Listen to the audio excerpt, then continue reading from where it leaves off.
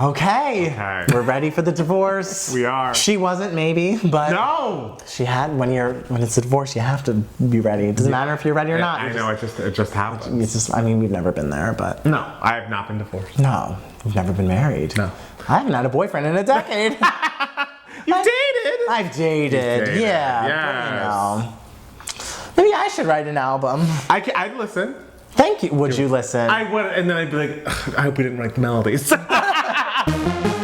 Hey everybody, welcome back to another episode of 2 Gay Mats. It's Matt Steele. And it's Matt Balmer. And Kacey Musgraves has gotten a divorce. She's gone through the heartbreak, she's gone through it all, and she wanted to let us know in this visual album, or in this film. Album. I don't know if I would call it a visual album in the same sense, because there was a lot more visual than there was album in this film. Yes, that was the thing. All right, so we watched the film first, and we're like, okay, we got a lot of the songs, but not all, and the songs were so cut up in the scenes, which was like, fine, a directorial choice. Like, yes, we want to make sure you're seeing the scene and wanting to make sure you see, you know, what they did at the mall and Next Altar and all of this, but it's like, I didn't get a feel for the songs like you do when you watch a Lemonade or if you watch Beyonce self-titled. It's not the exact same thing. Yeah, there's still some like stopping in between songs or like in the middle of songs for like the Beyonce visual things. But not as regular. Not as regularly. Yeah. Sonically, I don't know if you've watched us before, we have the unpopular opinion that Golden Hour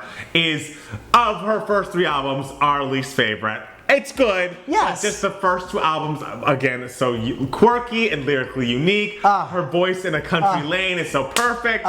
We really have great things to say about Same Trailer, Different Park and Pageant Material. I was just going to call it Miscongeniality. So we are a different kind of Kacey Musgraves fan. And the thing is, we're not like country heads in general. No. It's not like this is our vibe. But just for her, that is where she seems to come alive the most. Yes. And so I feel like this was more on the Golden Hour side of things than her first 2 albums. I think visually it was very cool. It was like a very quirky story. It was certainly being told on screen. Sonically and musically, I feel like we're in a very like same tempo throughout a lot of it, and I think it's cool that she is incorporating different styles of music. There's a little bit more electronic and pop elements to, you know, on top of her acoustic guitar balladry, but I feel like I'm going to need to listen to it several times to tell the difference between all of the songs. Half because, you know, when you watch the film and they're kind of on top of each other or next to each other, you're not sure where things start, where things end.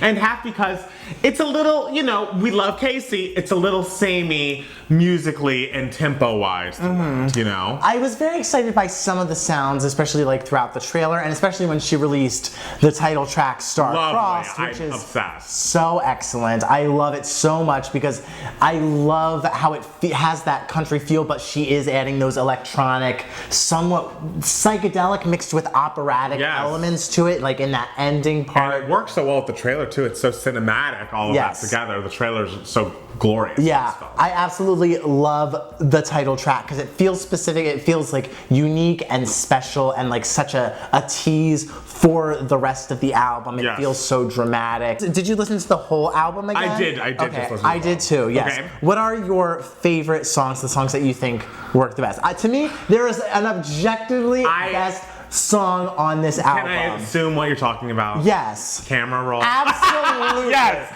And it is lovely, and I love the visual during that moment. Excellent. Where she's like in all of her doll parts, and then the roses are coming out of the car as if it is blood. It is beautiful, and it's what the Kacey we love has a lot of specificity, and that is a moment that if you've ever, in the digital age, been in a relationship and then out of a relationship is a moment that your phone will remind you of. Like, Jesus Christ, the fact that, because it's something we all do, and it's something that I can't believe like isn't sung about more. Honestly. She has such a talent with taking something so small and minuscule and relatable that everyone can relate to and just telling it in such a beautiful and funny but still sad and simple way that is unique to both her, but like we relate to it so much. And I love just the sentiment where she's just like, it's so sad because all that's left of you are the happy things. Yes. And that's so weird. Yes. Someone say the good parts available now on iTunes.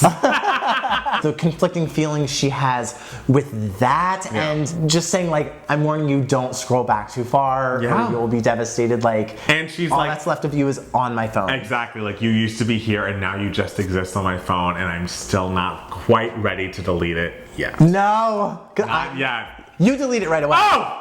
First thing! Literally, if a guy is acting, well, he's had a boyfriend for a while. But I have. When he was dating, if a guy was acting weird, he deleted the text. the whole text. He's like, because if we break up, I don't want to remember any of the happy memories that we once had. Delete the text. If you've taken pictures with it, most of them at that time I have not taken pictures with. But delete the texts. Even delete their number. So it's like, if you want to reach out to me again, you can. I'll put 2 and 2 together and figure out who you are. I don't want to see your name on my phone in any capacity. You will not be. You can't reach back out to them if you're tempted. Exactly. Couldn't if I wanted to. See, I save everything, and then I look back, and I'm just like, oh. Oh no. I mean, the last bad breakup I had, the night it happened, I threw out all the letters I had received. Like, it was like physical letters, and I was like, removing this from my desk into the garbage. Wow. Like, no, I don't want it. Also available now on iTunes. But yeah, like, to me, that is where Kacey shines so much, and just I'm scrolling through your shit and it fucking sucks. Just like, our favorite song on Golden Hour is Mother, where it's simply just like, I miss my mom, and I bet my mom misses her mom too. Like, just this most simple but relatable things. She just has such a gift for it. And that song, Mother, I don't know that there's a song that can make me get well up and get teary more quickly. Like, it's just... in a fucking minute and a half. It's crazy! I know. It's like, how dare I be fully weeping in a minute and a half? I know. Sorry, we're not talking about this album. I think other highlights, I think actually the After Star-Crossed, the first 3 songs on the album I enjoy to varying degrees. Yes. I think Good Wife is very good, and the visual I thought was very entrancing with all those, kind of Stepford wife looking people. I also thought the bridge was very interesting, how she's like, push comes to shove, I could probably survive on my own, which is like something that, like, I guess we all know on some level, but like, to be in the relationship, which it seems like she's still in, and thinking this and knowing this was very interesting to me. Cherry Blossom, I can't believe there wasn't a visual for. Yeah. I thought that's a very nice song. I'd love to listen to that one again. It was nice in the credits, but I'd like to see a visual for it. And I think Simple Times, sonically, might be my favorite. Oh yeah, Simple Times is the bop of the album. It's melodic. The poppiest, I would say. I love the visuals for it, and it's just so funny how it's just like, I'm gonna get together with my girlfriends and just destroy this bridal shop. Anti-matrimony. Fuck marriage. Yes. Like, I also am a fan of another song that didn't get a visual, Breadwinner. Where is that? No. Because the whole time with the film, you're enjoying it. It's very surreal. We're talking about things like in varying degrees of specificity, but we're not getting to like Gaslight or Dixie Chicks territory. You're not going to be getting what happened at the Hollywood Bowl. But Breadwinner is I think the clearest representation of like what went wrong in their relationship, and to leave that out of the film seems like an interesting choice. Like, did she just not want to put that on Front Street? Like, did she not want to embarrass him? Because the song is basically about, you need to be wary of these guys who say that they'll always support you, and they don't even care about your success, because they're the ones that are going to be eating the dinner off of your plate until they are full. And I wish someone had told me, don't be with someone like that. yeah. And it's like, yeah. It's great. It's great. It's really good. Up-tempo, it's fun, the concept is very clear. I would love to have seen a visual along with Me too. So. Another one of my favorites on the album also was not in the visual film, Which and one? That's the hookup culture song. Yeah. I think it's really another like quaint, specific thing that a lot of people can relate to. Yes. I really enjoyed that a lot.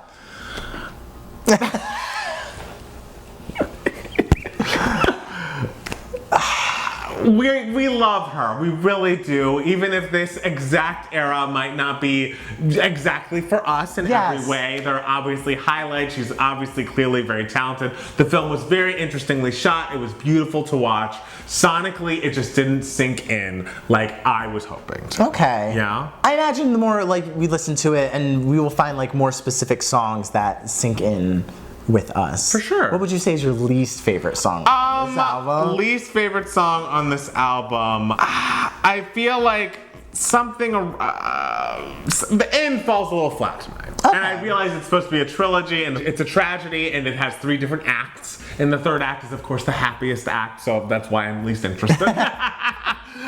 But I don't think any of these songs are bad, but like Keep Looking Up, What Doesn't Kill Me might be my favorite of the bunch, but still it's not exactly for me. And There Is a Light, I feel like a little wishy-washy. They don't stick with me. I don't have a pull to revisit them. I think there's some very cool stuff with There's a Light, but lyrically it kind of is a little, for an album that's about her divorce, to have the last English song be There's a Light at the End of the Tunnel kind of being the final moment is kind of okay. It's like, okay, like that's obviously a nice sentiment. That's a nice sentiment, but I don't know if it's like, we're not, treading new ground there. Yeah, I agree. I think it's when she tries to go into like broader themes, like the always look up, there's light at the end of the tunnel. That's where I feel like I miss her so much, because just her greatness with those like quaint, relatable, tiny details of life is what she really like hooks people in with. For sure. That's why like those first 2 albums of hers are just filled with them, and it's just like I know, those are really the ones for us. But do you think that one of those is your least favorite? Yes, I would say the one that is the least memorable to me would be What Doesn't Kill Me. Okay. Granted, it also was not in the film. Oh, okay. Yeah, I don't believe so. Maybe there was moments of it.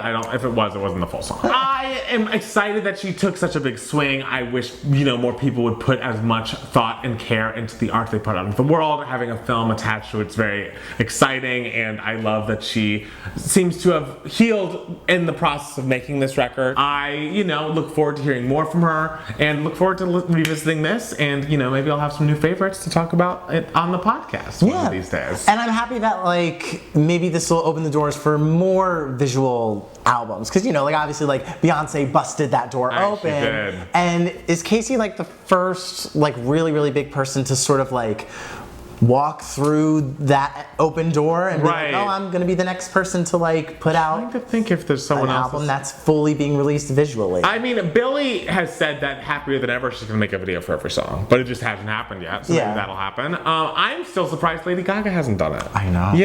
Yeah. For such a visual artist, maybe that's a coming one of these days. That's coming next. But yeah, thank you guys so much for watching. You can follow us on Twitter and Instagram at Matt Palmer Music. And it's Matt Steele. And 2 Gay Mats for both of us. Go to patreon.com/2gaymats for extra bonus content from us. And also, look out for our podcast, also called 2 Gay Mats, 2 spelled TWO. Comes out every Monday. And we just, talk about pop culture for an hour. It's a lot of fun. Yeah. So who do we want to give special shout outs to? Garrett. Yes. Jaleesa. Yes. Montana. Yes. Adam Parnell. Yes. Thank you so much. We'll be back very soon with more 2 Gay Mats. Bye. Bye.